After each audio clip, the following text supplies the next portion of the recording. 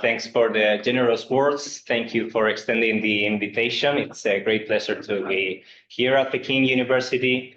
Thank you for coming.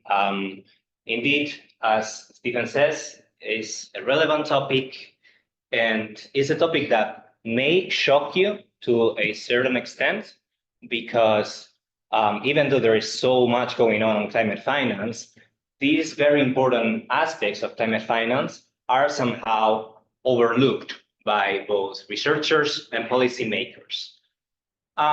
So today's topic, today's lecture, will be about the negative impacts that climate funds have on local stakeholders based on developing countries where climate projects are implemented. And indeed, paradoxically, while local stakeholders should be benefiting from climate finance, on many occasions, they are actually suffering adverse impacts on their interests and rights. So let me begin with an example. Now, imagine an ill patient that goes to the doctor and gets a very powerful medication. Powerful medication that looks great on paper. And indeed, when the patient starts taking the medication, the illness improves. However, after a couple of weeks, some side effects start to appear. Some unintended consequences of this powerful medication, and in the beginning looked great, but in the end, it causes more damage than benefits to the patient.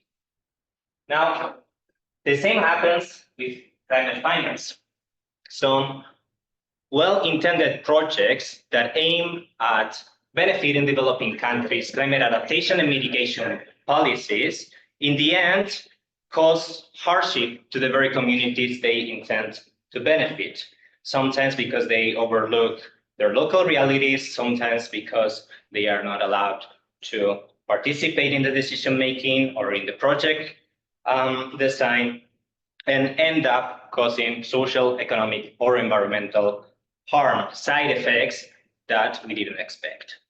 So let's consider, for instance, one of the climate funds that we'll be analyzing today, the Least Developed Countries Fund, which funded this project that is titled Enhancing the Ecosystem for Rural Resilience, a $7.57 million project that was approved in 2015.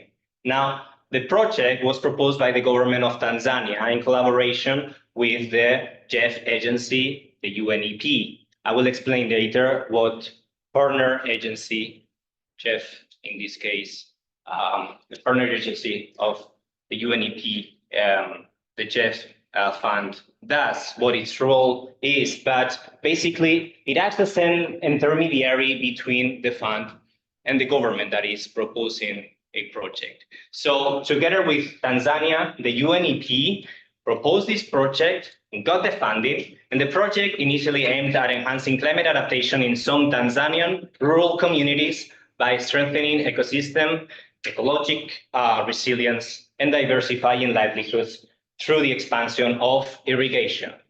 Now, what happened is that the project did not pay sufficient attention on distinct livelihoods, adaptive practices, and resource access of different local communities in this area. Concretely, the local farmers and the Maasai community. The Maasai is a community that is largely dependent on pastoralism, and the irrigation expansion constricted their livestock mobility and access to riparian calving areas. And at the same time, the proportion of irrigated land to which they had access as a consequence of the project was very small as compared to that of neighboring farmers. And this has forced the Maasai community to encroach upon the farmers' land for their livelihood activities and their livestock to have access to water. And this has intensified tensions and ultimately escalated into a deadly armed conflict between the two groups. Now,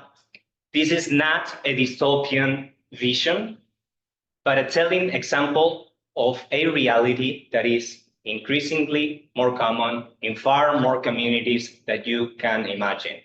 And while indeed the success of mitigation and adaptation projects depends on climate finance, and indeed we need to scale up climate finance that is mobilized to developing countries, it is equally important to look at how this climate finance is mobilized. So just as doctors need to carefully study the side effect of medication in order to make certain adjustments, we, academics and policymakers, need to look at the side effects of climate finance in order to avoid these adverse impacts. So as many of you know, a lot of attention is being given to mobilizing climate finance to developing countries, as Stephen was advancing before. During the last conference of the parties of the UNFCCC in Dubai, last December 2023, climate finance was one of the main topics discussed, and it is one of the key to-dos during the next conference of the parties that will take place in a couple of weeks in Baku. And it surrounds mainly to the topic of setting up a new collective quantified goal, indeed a very important topic. The current goal is to mobilize $100 billion per year by 2025. It is set to expire by 2025, and indeed there is a lot of urgency in renewing it and hopefully making it considerably more ambitious. However, the adverse impacts that we will be discussing today are underexplored by both academics and policymakers. The discussions on climate finance center on aspects that are indeed relevant, but not on all aspects that are relevant in climate finance. So today's lecture will examine the extent to which climate funds that have been established under the United Nations for mobilizing climate finance are indeed adequate for addressing climate change impacts in developing countries. But what does adequate mean? Adequate means indeed meeting the finance gap in developing countries, but also our lecture will look at other qualitative aspects. The lecture draws from some of the criticisms and recommendations from my book, Climate Funds and Sustainable Development, Who Pays in the End? And we look at the root causes of these impacts, and we'll offer tailored recommendations that should be discussed in the Conference of the Parties, the UNFCCC, in order to prevent these impacts. Now, this is how I will structure the lecture. First, I will offer an overview of climate finance, concretely of the legal framework and the governance of the climate funds mobilizing climate finance to developing countries. How is the money going from developed to developing countries, and how is it translating into climate projects? Secondly, I will present 4 case studies of climate projects to exemplify the diverse range of adverse impacts that can materialize on local communities' rights and interests based in recipient countries. Thirdly, we will critically analyze the policies and practices of the climate funds in order to explore what are the underlying causes of these negative impacts. And finally, I will present some recommendations to prevent these impacts. Now, feel free to stop me at any point if you wish. So I'll be happy to take questions either during the presentation or at the end if you prefer. So let's begin with the UN climate regime. So as you know, climate action involves both mitigation and adaptation. Mitigation initiatives revolve around reducing greenhouse gas emissions in order to address the core of the problem that leads to global warming, while adaptation encompasses adjustments to address climate impacts in the meantime. Now, these efforts require considerable expenses. Think about the green energy transition, investments in renewables, improving energy efficiency, building resilient infrastructure, etc., etc. These are expensive actions. According to the OECD, only in developing countries, these amounts could escalate to between $700 billion to almost $3 trillion per year by 2030. Huge amounts.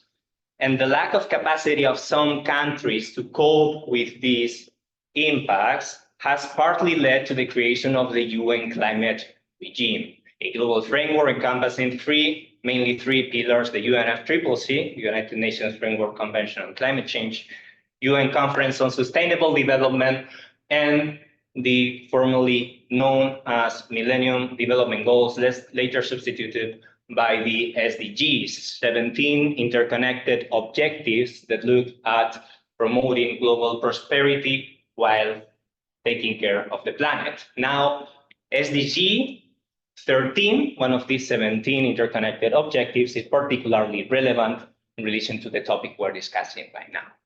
Why is it so relevant?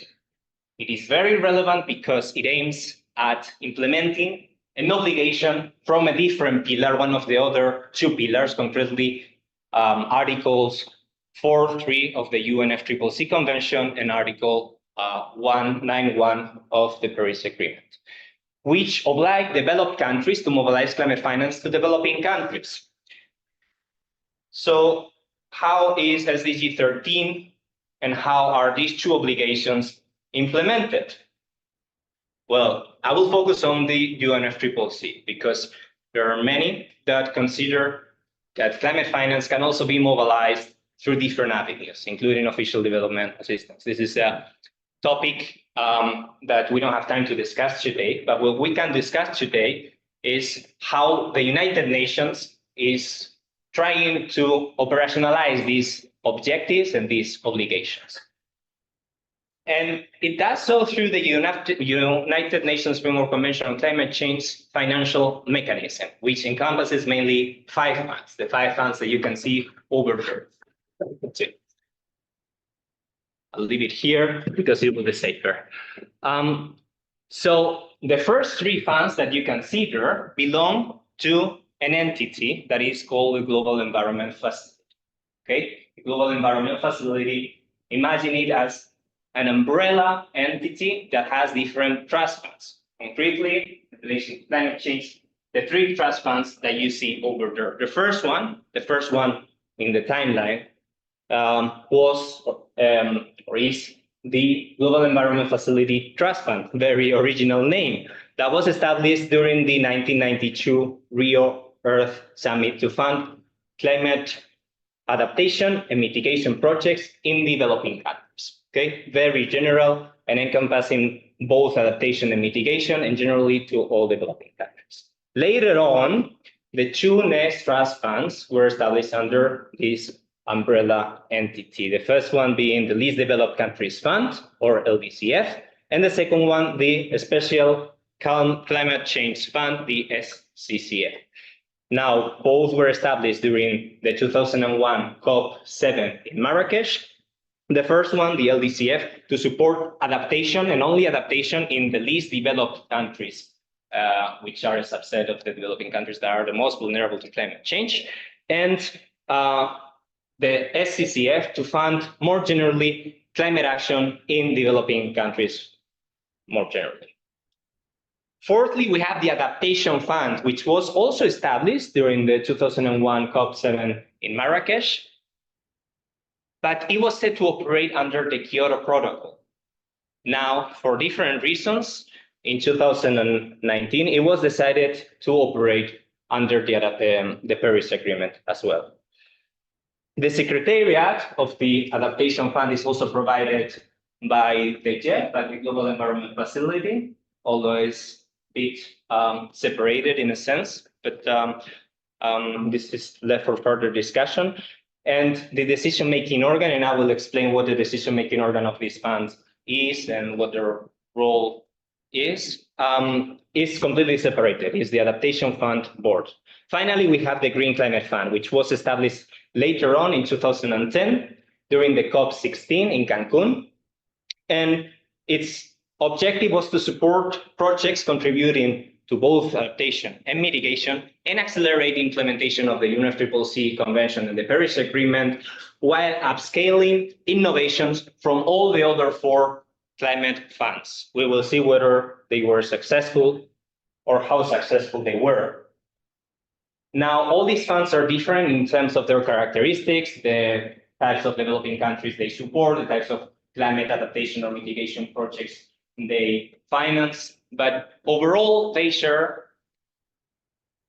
the type of steps of the resource allocation process. And I will summarize it right now. So first, the climate projects are designed by developing countries. Developing countries come up with a project, climate adaptation or climate mitigation, or a combination of climate adaptation and mitigation that they want to implement and for which they need funding. And they get in contact with the partner agency, the entity that was referring before. The partner agency, as I advanced, is an intermediary between the fund and the developing country. What does it do? Well, it's an accredited entity of one of the funds. This means that it has been accredited according to certain standards of the fund and helps assist the developing country, among other things, in the development of the project proposal. And then ultimately, if it gets approved, it helps in the implementation of the climate project in the developing country. Now, they develop the proposal, and once it's ready, it is submitted to the fund's secretariat. FI stands for Financial Instrument, FI Secretariat. That studies the proposal, and this is really important in the light of the standards, policies, and norms of the fund. And I will explain later on why. So the proposal is reviewed by the Secretariat in the light of these standards. And usually there is a back and forth movement between the Secretariat and the partner agency and the project proponents in general. Requesting for some amendments because maybe there are aspects that need to be clarified. There are some things that have not been considered and according to the fund's rules should be considered, etc., etc. Once it's ready, once the Secretariat deems it to be ready, it is submitted to the decision-making body, another entity that was referring before. The decision-making body studies in a meeting whether to approve, not approve, or decline the proposal. If it gets approved, then it sends a mandate to the trustee. The trustee in all 5 funds is the World Bank and is holding the funding that is mobilized by development. Upon this mandate, the trustee emits the funds to the partner agency and not the developing country. It is the partner agency that then gets the fund and implements the project in the developing country. Now, I come back to what I said that is very relevant, and this is what we will be focusing on today, and is the standards of the funds. In this resource allocation process, it is the standards that are internally regulated in the policies of the funds that establish how proposals should be regulated,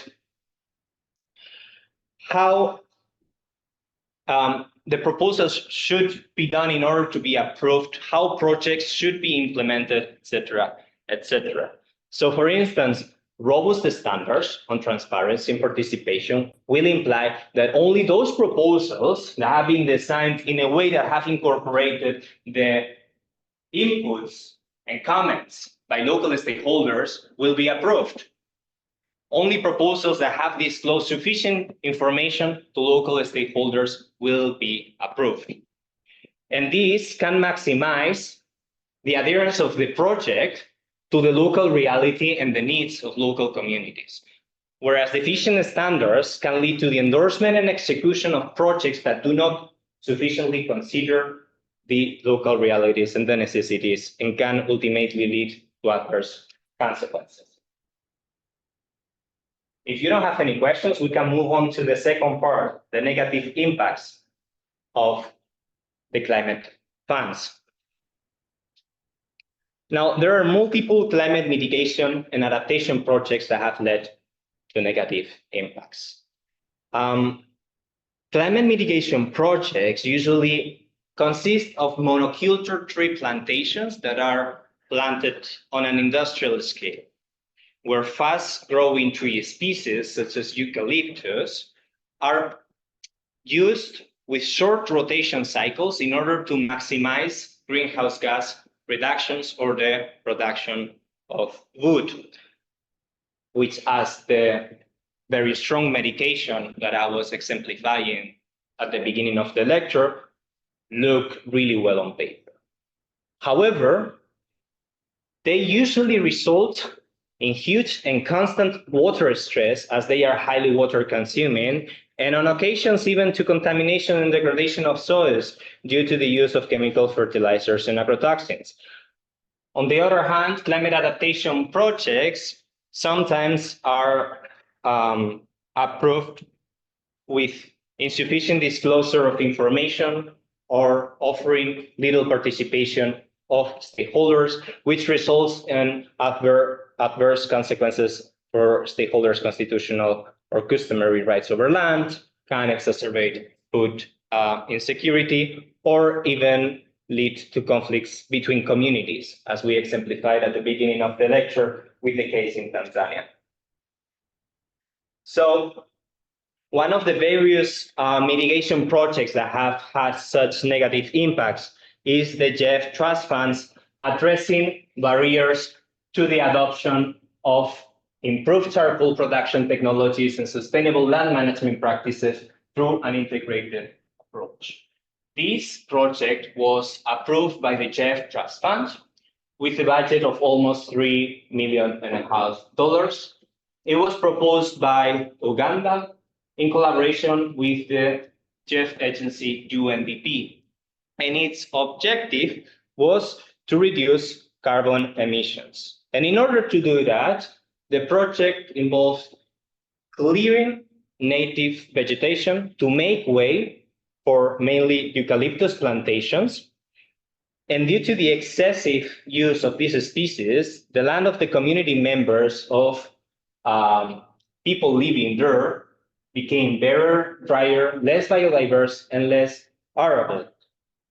This has ultimately harmed the livelihoods of these people and their food security, while firewood they expected to improve the charcoal production is still deficient, as eucalyptus is not as fit as some of the local species that were cleared in the first place. Another example of a mitigation project is the JEF Trust Fund's project titled Production of Sustainable Renewable Biomass-Based Charcoal for the Iron and Steel Industry in Brazil. That was also approved by the JEF Trust Fund with a budget of $7.15 million. The recipient country was Brazil, and the partner agency was the UNDP. It aimed, again, at reducing greenhouse gas emissions from the iron and steel sector in this region in Brazil, Minas Gerais, by developing renewable biomass-based charcoal. Now, what happened was that in order to do that, again, the project involved the clearing of local autochthonous species in order to leave a space for eucalyptus. And this has led to the deforestation of highly biodiverse forests in this beautiful area and dried up and polluted water courses. And as a consequence, the Geraseiros, which is the local community, have lost access to land and have seen their food sovereignty and cultural practices severely affected. An example of an adaptation project that has led to dramatic impacts on local communities is the project Green Sharm El Sheikh. It was funded by the JEF Trust Fund with a budget of $6.21 million, was proposed by Egypt with the partner agency UNDP. The objective was enhancing adaptation to climate impacts and promoting resilience through adaptive management approaches, and it involved protecting an area in the southeast region, Marsalam. And the unintended impact this time was that the Ababda community is an autochthonous community that inhabits this part of the eastern desert of Egypt, Marsalam, have lost access to this area where they traditionally fished and settled. And finally, and I could go on and on, let's consider the project enhancing the resilience of the agricultural sector in coastal areas to protect livelihoods and improve food security, a project funded by the Adaptation Fund with a budget of almost $10 million. It was proposed by Jamaica, this time not with a UN agency, but with a national partner agency, Planning Institute of Jamaica.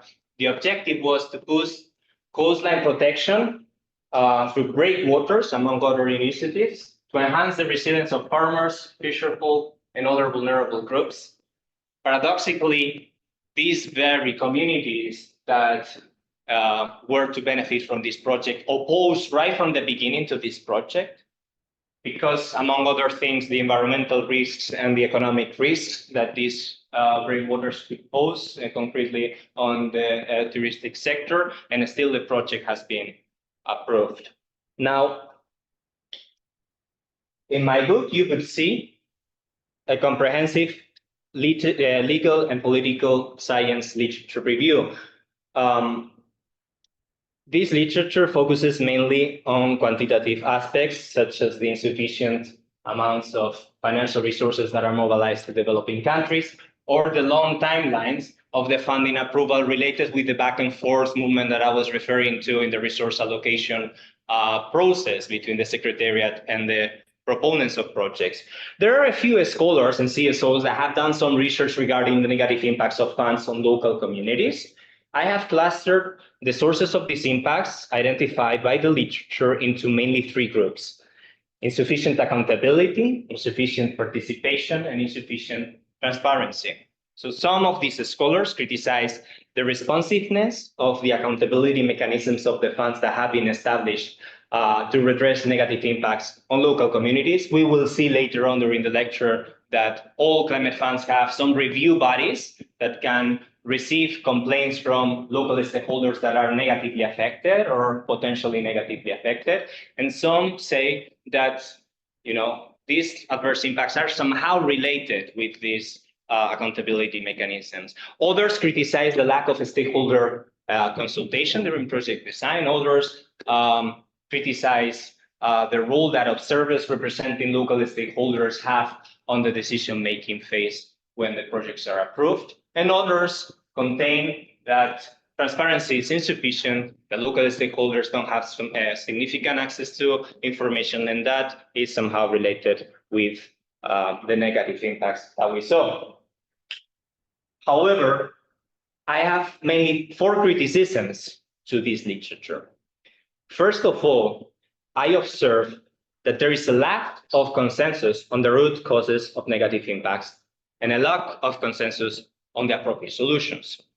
This hinders the ability of policymakers to identify the most pressing issues, the most effective strategies to address these most pressing issues. Also, the literature is not so clear when accountability mechanisms, stakeholder engagement, and transparency of the funds can be considered as inadequate, and why and how these may affect local stakeholders' rights and interests. At the same time, I didn't find exhaustive definitions of all of the elements of these standards: accountability, participation, and transparency. So how many stakeholders do need to be consulted in order for participation to be sufficient? How much information needs to be disclosed? What are the benchmarks? And finally, there is a lack of comprehensive analysis, in the sense that while there are brilliant analysis of specific issues affecting the funds, these are indeed disconnected with each other. There is not a comprehensive analysis of all the flaws of accountability, participation, and transparency, and in relation to all of the 5 climate funds. And as a consequence, I believe that solutions that are suggested are a bit uncoordinated, and they range from enhancing participation, setting up minimum numbers of workshops for offering information to stakeholders, etc., etc.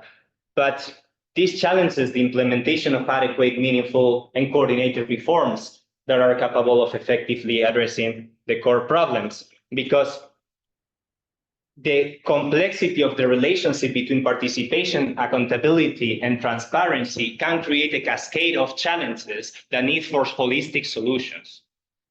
Do you get me? Okay. If not, please pose any questions. Like, really, we can comment on anything in the meantime while I'm explaining. So we see all these problems.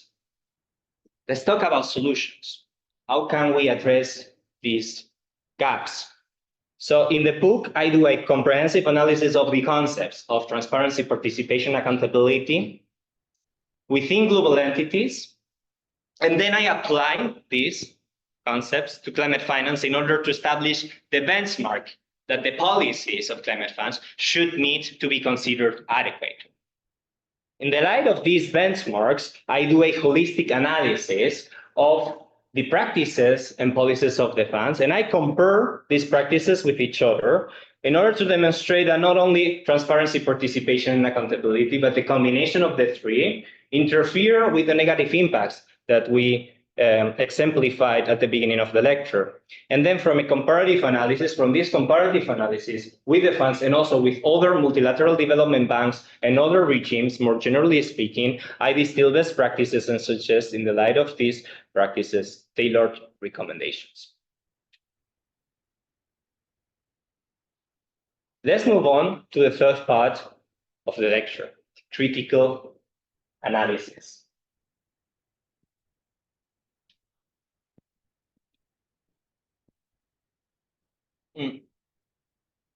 My analysis is long, and my analysis is very detailed, but I will now offer a brief summary of the main conclusions here.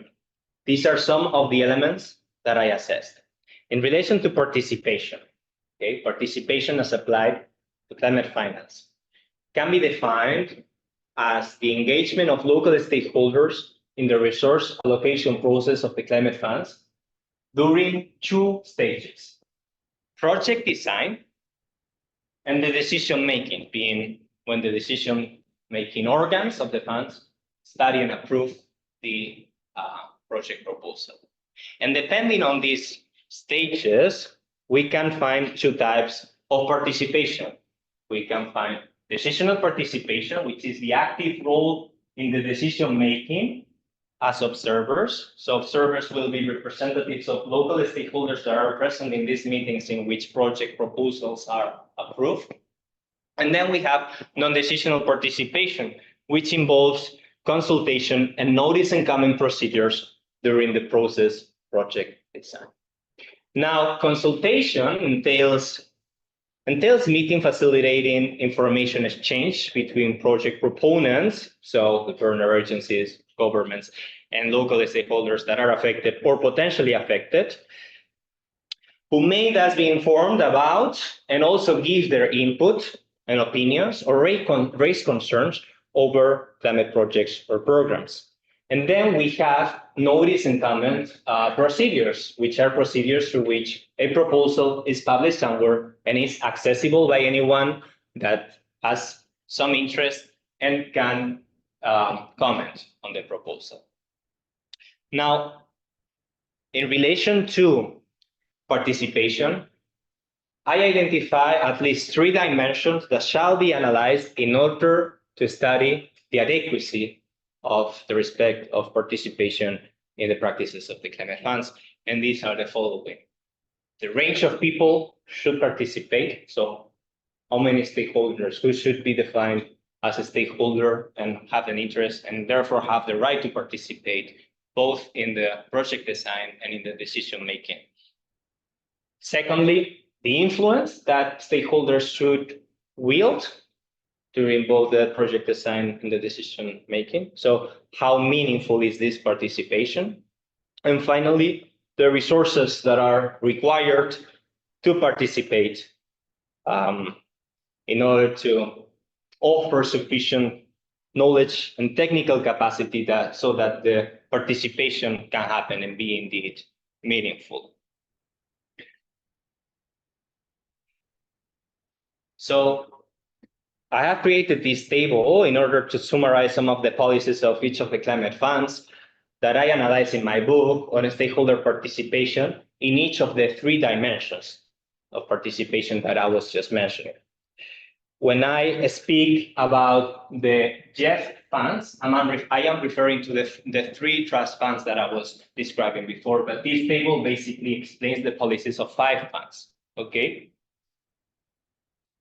Now, the table shows that the funds have established a number of processes, both for non-decisional participation and for decisional participation. For non-decisional participation, they engage stakeholders in the project design. They include or some of them include free, prior, and informed consent policies for indigenous peoples. They include stakeholder consultations. Or some of them offer notice and comment procedures. And for decisional participation, they also include observers in their board or council meetings during the decision-making of projects. As for the influence, although through different approaches, all the 5 climate funds have policies in place that promote local stakeholders' influence to a considerable extent. And I have measured this according to different mechanisms that are in place in order, for instance, to ensure that the free, prior, and informed consent of indigenous communities influences the project design, that the Secretariat scrutinizes how the consultations have been done, etc., etc. If you wish, I can explain more about this. And finally, regarding the resources to participate, all climate funds establish different mechanisms that facilitate stakeholder participation through readiness or support programs to help developing countries engage with local stakeholders in the project design. The Green Climate Fund offers $1 million per country per year, whereas the rest of the funds offer $30,000 per project. This money, by the way, doesn't go directly to local stakeholders. It goes to the partner agencies that then administer the money. And now let's highlight the best practices. So the JET funds offer best practices on all 3 dimensions of participation: the range, influence, and resources. So the definition that they use for local stakeholders includes potentially affected individuals, as well as those having an interest. So it's quite broad. They include wide range of local stakeholders. These actors are allowed, local stakeholders, to give input on project ideas and also to propose their own. So usually, when it comes to consultations, they are not just forced to choose between different options that are established. They can give their own inputs, which also maximizes the participation, the influence of their participation. And finally, the travel costs of the representatives to participate in the decision-making, of the observers that go to the meetings of the board and council, is covered by the JEF funds. Regarding the adaptation fund, it is the only fund that offers the notice and comment procedure, the procedure that allows any stakeholder to comment on a proposal that is published on the website of the fund. They also offer an unlimited number of representatives. They offer the possibility that an unlimited number of representatives can attend the board meeting and act as observers. And the adaptation fund also establishes consultation procedures for any changes in the proposals, which is an important policy given the fact that the initial version of the project proposal is usually changed quite a bit, as we saw with the back and forth movement between the Secretariat and the project proponents. Finally, the GCF, the Green Climate Fund, offers a wider definition, a more generous definition of indigenous peoples, as it also includes potentially affected individuals. Observers may be allowed to participate in closed sessions after signing a confidentiality agreement, and indigenous peoples may carry on their own deliberative processes before consenting to a project or program. This means that free, prior, and informed consent under the GCF does not just consist of an agreement between project proponents and indigenous peoples. It is indigenous peoples who come up with their own deliberative process and with a decision regarding the project. Now, these policies appear to offer local stakeholders the opportunity to participate and engage in both the project design and the decision-making regarding the project proposal to a certain extent. But in my opinion, the funds fall short in their efforts to fully promote participation as I define it.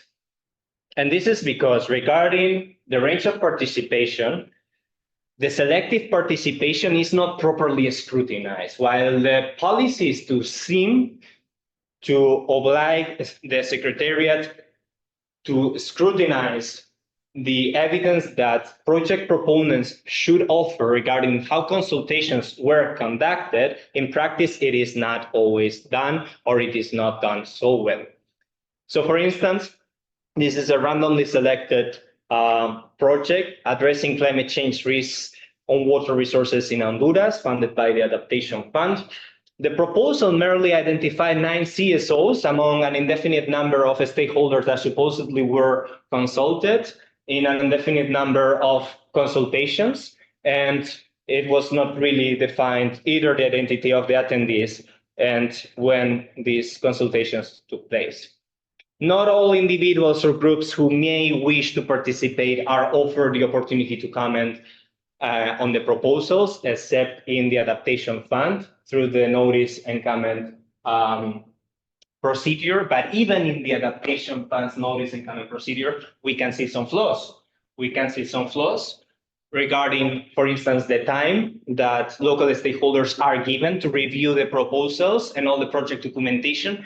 We're speaking about a lot of documents and a lot of pages with highly technical content, and they only have 3 weeks since these documents are published to send their comments, and it is uncertain whether these comments that they may submit are duly considered, as they are not responded, and there are no justifications as to whether these comments were influencing the proposal and how. And finally, there is a limited number of observers that can attend board and council meetings in the Adaptation Fund and GCF, in the GEF funds and the GCF. The Adaptation Fund, as I said, offers the best practice policy as it allows an indefinite number of stakeholders' representatives. However, the other funds don't. The GEF funds only allow 10, and the Green Climate Fund only 4. And this allocation falls short of representing the diverse range of interests that are affected. As for the influence of FPIC, pre-prior and informed consent policies. As I advanced, apart from the GCF and the rest of the funds, they only require a consent of a majority, which is quite weak in the GEF funds, because this consent needs to be agreed upon with the proponents. And these policies are simply absent in the Adaptation Fund. Besides the Adaptation Fund, the funds do not offer additional consultation processes when proposals are changed. And even when consultations are conducted, the practice of the funds also demonstrates that stakeholders' inputs has minimal influence over project design. So for instance, another randomly selected project, the GEF Trust Fund's Mesoamerican Biological Corridor project. In this project, consultation simply consisted of informing local communities about the project, and it was limited to a poll that restricted answers to choosing between a predetermined set of options, rather than leaving or giving freedom to local stakeholders to give their own inputs and propose ideas. And interventions in the decision-making are only possible when discussions over a topic agenda have already been concluded, and only when these interventions are allowed explicitly by board or council members. Lastly, funding for local stakeholder participation is limited, and as I advanced before, it is disbursed by recipient countries through their partner agency, which determines how this funding is disbursed. So basically, the financial support for local stakeholders to participate and engage both in the project design and in the decision-making depends on the discretion of these other entities. So what is the outcome? The outcome is that these circumstances considerably limit stakeholders' capacity to have their views and interests considered in the design and approval of a proposal. And this implies an inadequate understanding of their interests, an inadequate understanding of their needs, and this can have far-reaching consequences that I would like to divide into two dimensions. The social dimension, which means that projects won't take into account the unique characteristics of the affected communities, and this can result in the disruption of local traditions and social structures and an unequal distribution of burdens, disproportionately impacting specific groups while benefiting others and potentially leading to conflicts between groups, as we saw with the project in Tanzania. The other dimension is the more environmental dimension, and is that projects won't consider environmental concerns or the traditional ecological knowledge of local populations and lead to environmental degradation, loss of biodiversity, and unsustainable resource management practices that harm the natural environment and the livelihoods of local inhabitants. As I exemplified before with a project implemented in Uganda, that indeed, in the end, didn't even help mitigating because the wood of eucalyptus is not as adequate as it was the wood of the plants that were cleared.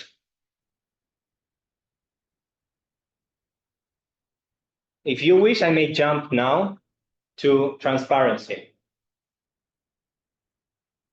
Now, transparency, as applied to the resource allocation process of climate funds, would consist of offering local stakeholders access to information related to project or program.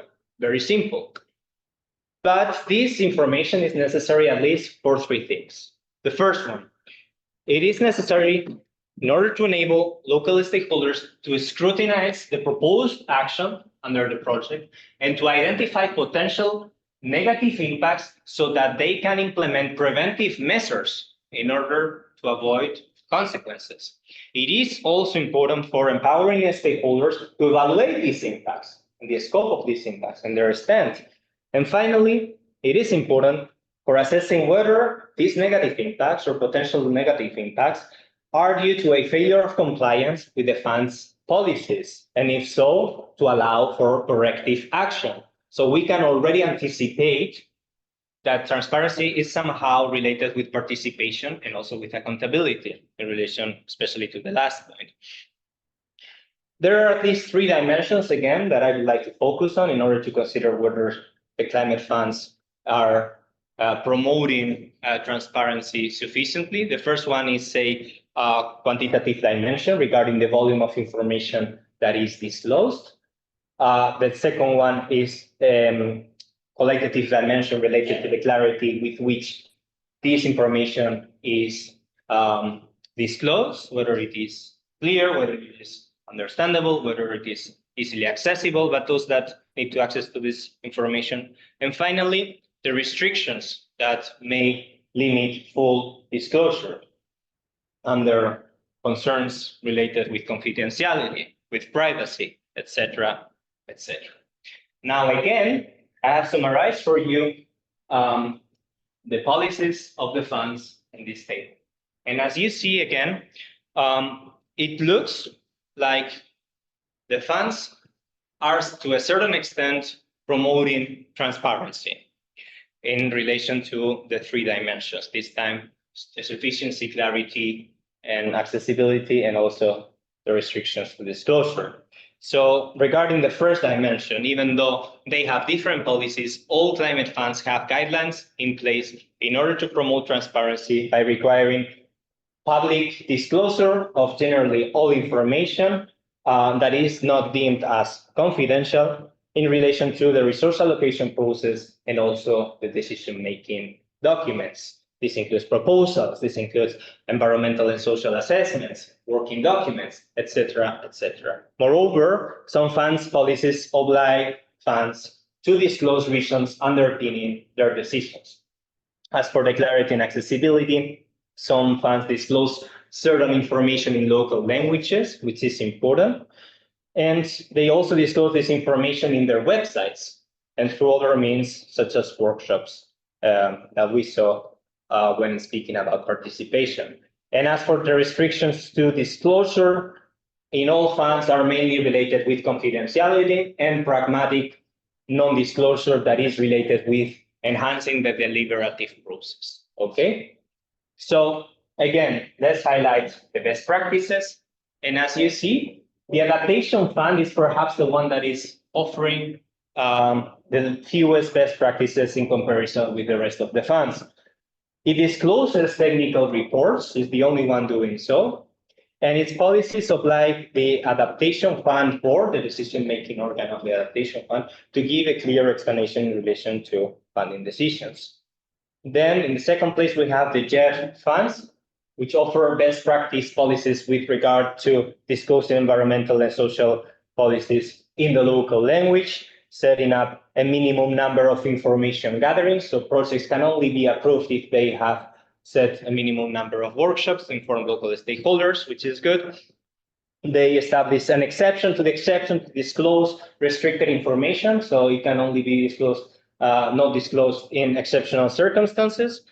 And they also offer both a request and an appeals procedure for undisclosed information. If you are a local stakeholder and you don't have access to a specific document, you can request this information. And if this information is not given to you, you can appeal this decision.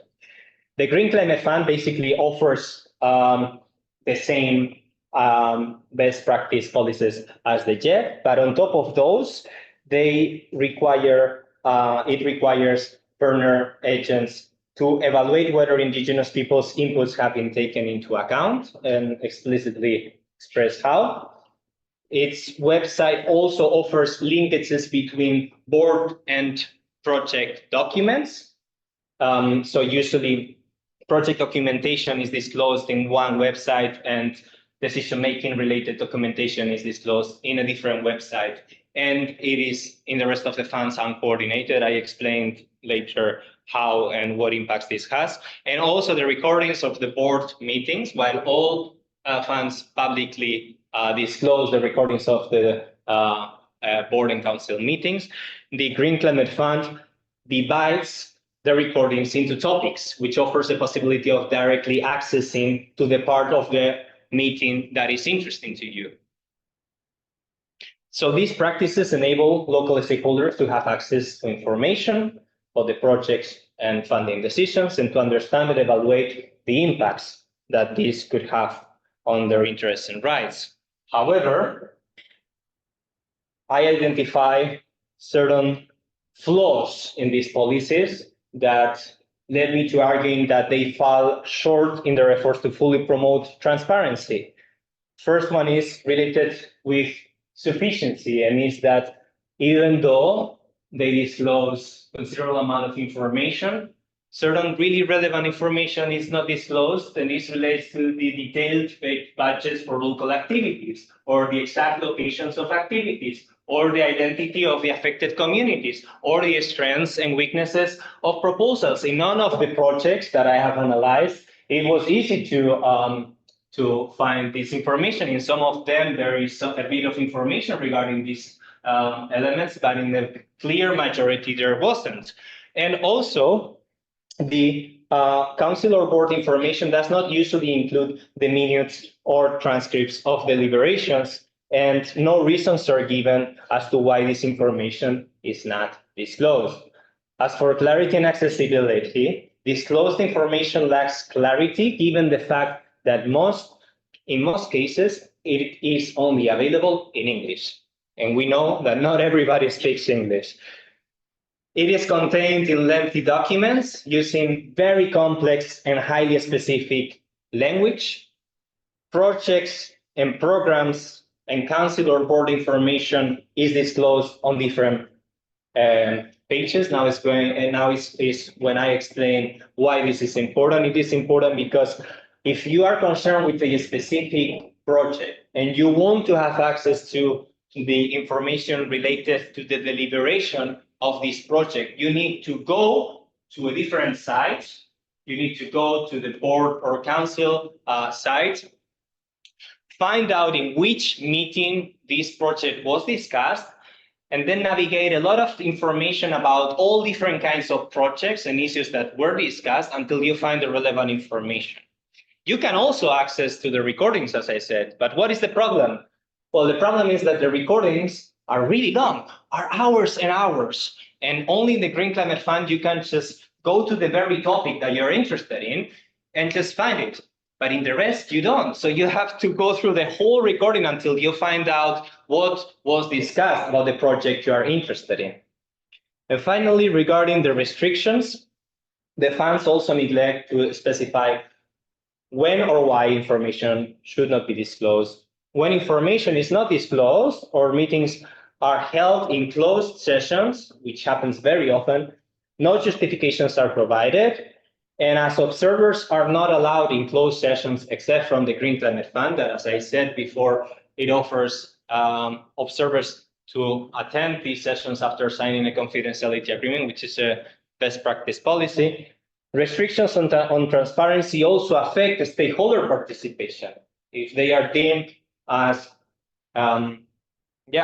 interfering in the deliberative process, and therefore it is considered that it's necessary that they are holding closed sessions. No participation is possible in that phase.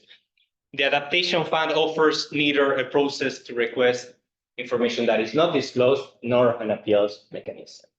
So the outcome here is that insufficient transparency limits the exposure of projects to scrutiny, and this has at least 3 negative outcomes. First of all, it hinders the stakeholders' ability to foresee the potential repercussions that these projects may have on their rights and interests.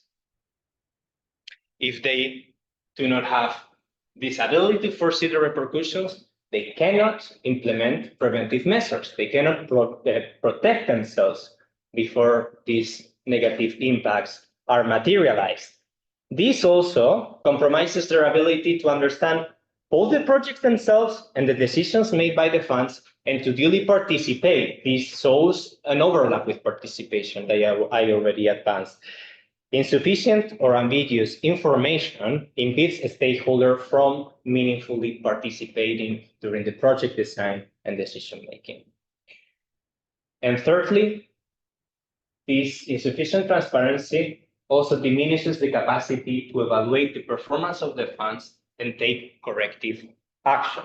So this is an overlap with accountability. The ability of local stakeholders to ensure that projects do not have a negative impact on them, and if they do, that this is not due to a failure of complying with the funds policies, is contingent upon their ability of understanding what the project is about and whether the policies were indeed followed.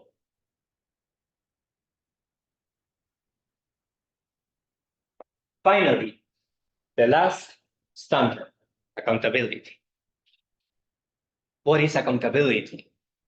Well, accountability in this specific case, climate finance, involves an evaluation of whether and to what extent the funds are accountable to local stakeholders who are affected or potentially affected by their funding decisions, being judged by reference to a set of standards.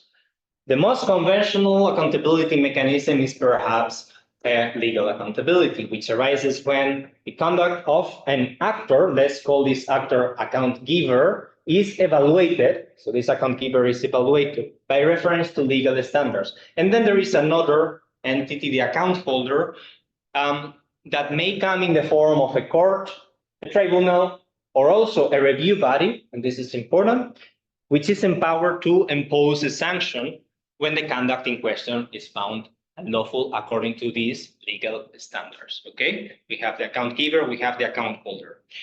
Now, the climate funds have this account holder, a review body. Each of them has a review body. Okay, and these review bodies can at least potentially promote accountability through 2 different types of procedures. We have, first of all, a problem-solving procedure, which is a participatory and flexible mechanism that is oriented at assisting 2 parties or more that are unconflicted in finding a mutually accepted solution. However, this procedure doesn't determine the existence or a scope of standards or policies or procedures of the funds. And therefore, when operating this modality, the review mechanisms cannot be considered as legal accountability mechanisms, strictly speaking. However, This can still have positive effects in terms of enhancing accountability for at least two reasons, I think. First one, it enables local stakeholders to have a decision reviewed by an independent body. The second one is that complaints are made publicly available. Local stakeholders complaints are made publicly available, and therefore local stakeholders can collectively organize. And at the same time, if they are publicly available, it makes it very hard for the funds to ignore the alleged damages, the alleged adverse effects. Regarding the compliance review procedure, it consists of an investigation of a complaint to scrutinize the fund's actions in the light of established standards. This procedure may end up with a report or recommendation, and it arises as a procedure that can be considered as a legal accountability mechanism insofar as it determines the scope or the existence of norms and standards to which the fund is obliged. And by doing this review body, when it's following this type of procedure, can promote accountability to local stakeholders by offering local stakeholders the ability to have access to a procedure that can resolve their complaints through a recommendation in the light of pre-established standards. Finally, this procedure is adversarial, granting stakeholders the possibility to set the funds to the norms and standards. And in relation to accountability, I will again highlight three dimensions that I consider particularly relevant for analyzing whether the funds are sufficiently accountable to local stakeholders. The first one relates to the legal status of decisions and remedies, so whether they are binding and enforceable. The second one, how accessible the review mechanisms are, whether they can be directly accessed by individuals or whether individuals need to go through previous steps in order to be able to submit their complaint to the review body. And finally, the substantive assessment. What are the types of complaints that these review mechanisms can study? Again, through a table, you may be able to gain a general idea of the policies of the funds in relation to accountability regarding the three dimensions that I just mentioned. First of all, and before I jump into the specific policies of each of the funds, you may see on top of the table that next to the names of the funds, there are some acronyms. Well, these are the names of the review bodies that each of the funds have in order to receive complaints from local stakeholders. The JEF funds have the CRC, or Conflict Resolution Commissioner. The Adaptation Fund has the ad hoc complaints handling mechanism, and the IRM of the Green Climate Fund is the independent redress mechanism. The table, as I advance, summarizes the characteristics regarding to these review bodies. And regarding the legal status of decisions and remedies, all the review bodies that I just mentioned offer a problem-solving facilitative role. The first of the two procedures that review bodies can do. However, the IRM of the Green Climate Fund further conducts compliance reviews. None of these bodies issue binding decisions. The ACHM and the IRM are hierarchically dependent upon the board of the respective funds. This means that the report with which a complaint assessment ends needs to then be approved by the decision-making organ of the fund. And only the compliance review procedure of the IRM allows dictating as a remedy a recommendation to comply with the fund's policies or can suggest a remedial plan and recommend compensation. As for the accessibility of these funds, not all of them are directly accessible. I can anticipate already this. Some require that the complaint first goes through the grievance mechanism of the partner agency. Some establish certain time constraints to issue the complaint. After certain moment, these complaints cannot be submitted. And finally, some offers a self-initiating modality that I will explain later what it consists on. And finally, regarding this substantive assessment, some funds establish whether the local stakeholders have been negatively affected, and some other funds, some other review mechanism also establish whether the standards and norms of the funds have been breached. Now, if we highlight the best practice policies, this time we see a clear winner, the IRM of the Green Climate Fund, except for the fact that complaints can also be submitted in any language to the CRC of the JET funds. The rest is the Green Climate Fund that offers the best practice policies. It offers the best practice policies in that local stakeholders can request both the problem solving and a compliance review procedure. The two types of procedures are available to local stakeholders that are affected or potentially affected by a project that has been funded by the Green Climate Fund. Moreover, its policies specify that agreements resulting from problem solving procedure must respect the internal norms of the Green Climate Fund. It further lists the types of remedies that local stakeholders have access to. Local stakeholders can directly access the IRM without further involvement of the partner agencies' grievance mechanisms. And they may do it within 2 years from the first time that they are aware of the negative impacts of the funded project or the closure of the project. And finally, the IRM is the only review mechanism offering a self-initiation modality. So while this looks as if local stakeholders can somehow have their grievances studied and indeed find some sort of remedy whenever there is an adverse impact materialize in their interest and right, they still fall short in their efforts to fully promote accountability to local stakeholders. And this is because regarding the legal status of decisions and remedies, the CRC's facilitative function is only limited to facilitating dialogue, engaging in mediation, or independent fact-finding. The ACHM also offers fact-finding, but has a more active role as it submits in the end a report. But this report is not even a recommendation. It's just summarizing, assessing the positions of the parties that are conflicted. The decisions of the IRM do have a recommendatory nature, which means that decisions do not commit to the fund to rectifying problems. And the ACHM and IRM are structurally dependent on their funds boards, as the latter receive the ultimate report of the former and decide whether to act or not. They are not committed to this report.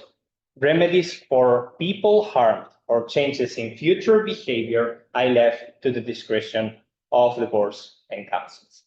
As for the accessibility, the ACHM only studies those complaints that are submitted in one of the 6 official languages of the United Nations. So it obliges local stakeholders to speak one of these 6 languages in order to be able to submit a complaint. Only by the final evaluation of the project can the ACHM study complaints, not afterwards, whereas in a lot of cases, damages are materialized way after the final evaluation of the project. The ACHM cannot be directly accessed to local stakeholders by local stakeholders, and in cases where there is fear of retaliation, this implies that they will never submit a complaint because they may fear the reaction of local authorities. And neither the ACHM nor the CRC can self-initiate proceedings. And in many occasions, local stakeholders do not even know that these remedies are accessible to them. They don't even know about the existence of the funds themselves. So in those cases, they will never have the possibility of initiating this procedure, nor will the review body of these funds, because they cannot have enacted the self-initiation proceeding. Finally, regarding the substantive assessment of the review mechanisms, when the CRC and the ACHM offer problem-solving assessments, it is unclear whether agreements reached by parties can ignore the policies and procedures of the funds. And at the same time, during the compliance review procedures, the IRM can only assess complaints against the backdrop of the policies.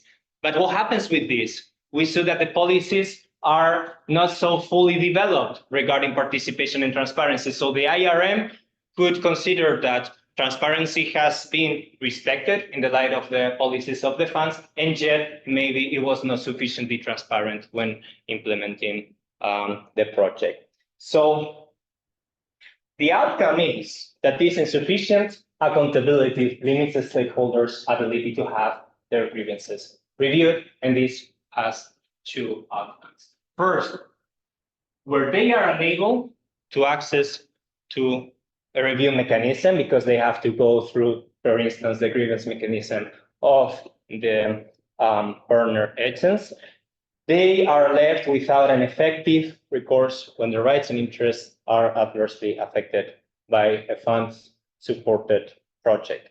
And even in occasions where these grievances are reviewed, remedies may not be enough to hold the funds to certain standards.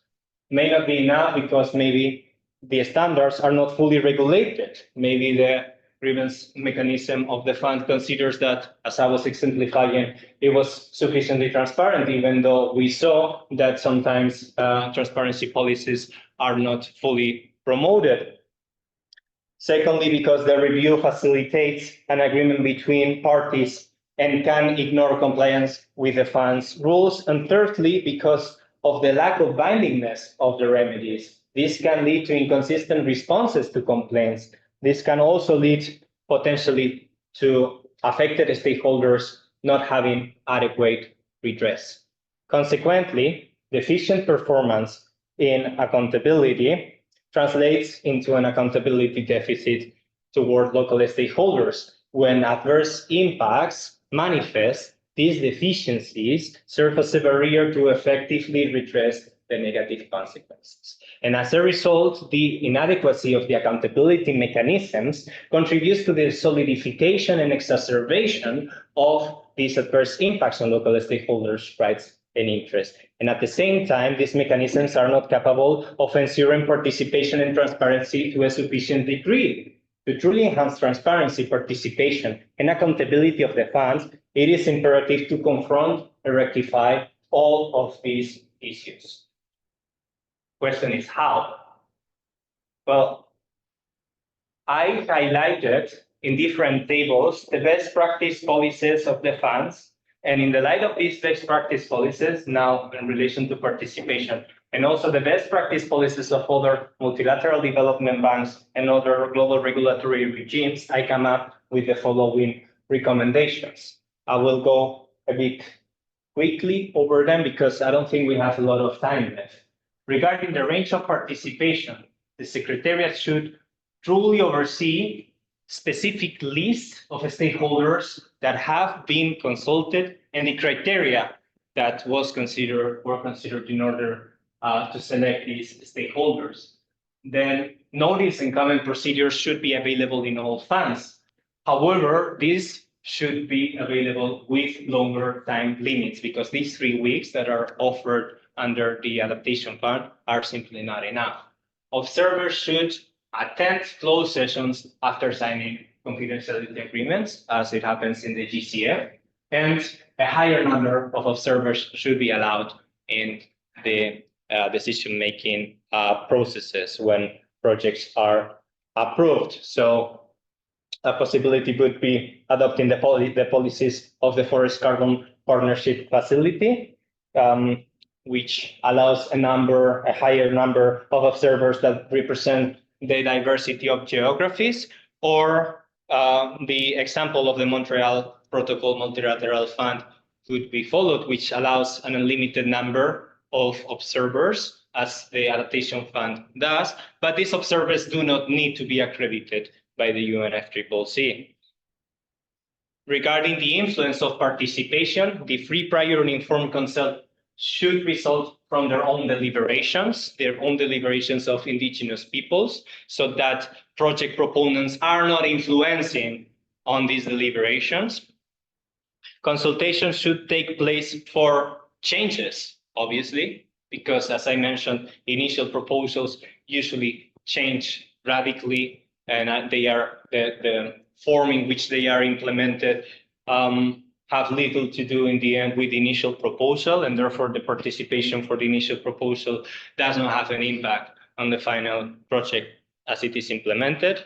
In consultations, stakeholders should be allowed to not only give input on project ideas, but also to propose their own project ideas, like it happens in the JEF funds. Proposals should provide evidence of consultation with key findings in relation to suggestions and concerns raised by stakeholders, as it happens in the Adaptation Fund, as well as responses to the comments that are raised by local stakeholders, as it happens, for instance, in the CDM, the Clean Development Mechanism.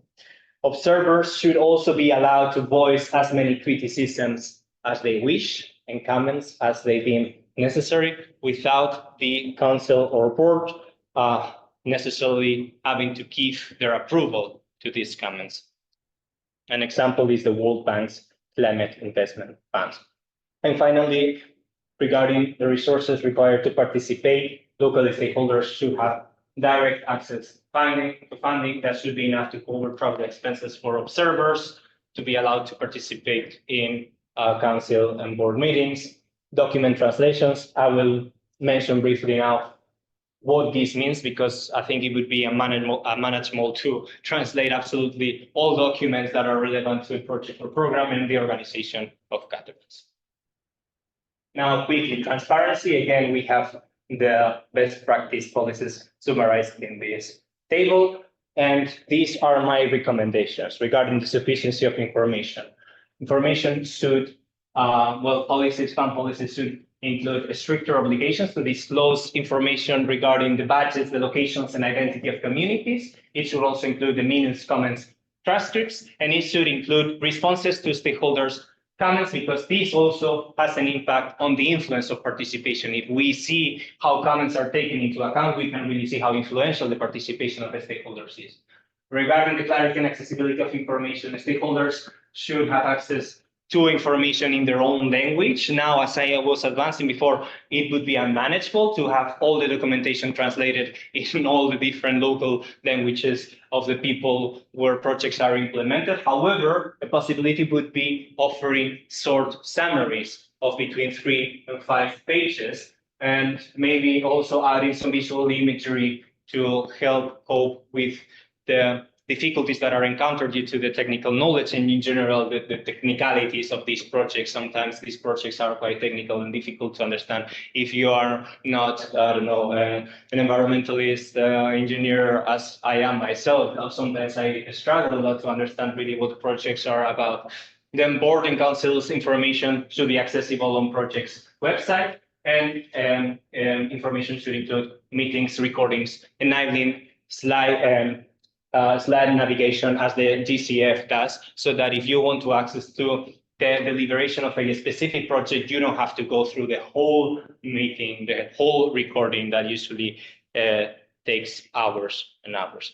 And finally, regarding the restrictions on information disclosure, non-disclosure should be an exception. A possibility for enhancing deliberation without undermining transparency could be anonymizing comments when it is not disclosed, or when meetings are held in closed sessions. Reasons should be given, because this affects the participation of stakeholders, and also stakeholders should have access to summaries if they are able to request. And in order to be able to request this information, the Adaptation Fund should indeed include a request mechanism. And if this information, if this petition is denied, they should have also access to an appeals mechanism. And finally, and I'm about to conclude, this is the table summarizing the best practice policies of the funds in relation to accountability. And regarding the legal status of decisions and associated remedies, this is perhaps very ambitious, but in order to fully promote accountability, ideally, they should be able to issue binding decisions that commit to the boards and councils of the funds. decisions should take effect without decision makers' ratification. It doesn't quite fit in the definition of accountability if account givers have the power over the decision of account holders. Regarding the accessibility, complaints should be submitted in any language, as in the GCF and GF funds. There shouldn't be time constraints because of the reason that I gave before regarding the fact that adverse impacts can be materialized years after the project is approved and implemented. And they should be directly accessible, and there should be a self-initiation modality in order to impede that lack of awareness of the existence of these funds or fear of retaliation leaves these complaints unobserved. Finally, regarding the substantive assessment, the funds should be able to examine both the breaches of the fund's policies and also the potential adverse effects, both things at the same time. So compliance review modality should also examine any complaint that can be generally about negative impacts, especially because we have seen that policies sometimes are not fully regulating how they should regulate transparency participation. And therefore, in order to allow this, I suggest including obligations of results, not just obligations of means, regarding the quality and regarding the quality of the outcome of the project. This should be incorporated in the policies of the funds. So we're coming to the conclusion of the guest lecture. Thank you so much for your patience. Just a couple of things. First, we have seen that the funds can cause significant adverse impacts on the very communities that should benefit from their funding. Impacts on their livelihoods, impacts on their access to food and water, to the rights to land, and also access to resources. And this can even lead to conflicts, to armed conflicts between communities. And in spite of the attention that is being placed on climate finance by the international community, these impacts have got insufficient attention by both the literature and policy makers. The existing literature that has examined these issues has not done so in a comprehensive manner, looking at all the different underpinning reasons that are leading to these adverse impacts and in relation to all the climate funds. And in order to find adequate solutions, I think it is crucial to define all aspects of transparency, participation, and accountability and the relationship between them. And it's also crucial to do an in-depth comparison of all the funds and also the funds with other entities in order to come up with best practice policies. Finally, a lot is being debated in relation to how climate finance should be mobilized to developing countries in order to really help them with their climate policies, in order to help them mitigate climate change and to adapt to climate impacts. However, as I have been repeating during the lecture, how this climate finance is actually mobilized in practice has not got so much attention. And I hope with this lecture that I contribute putting a bit the light on these issues so that hopefully these will start to be more and more discussed, or they should be discussed, so that local stakeholders, the ones that should be benefiting for climate finance, are not the ones that are paying the price of climate finance. Thank you very much.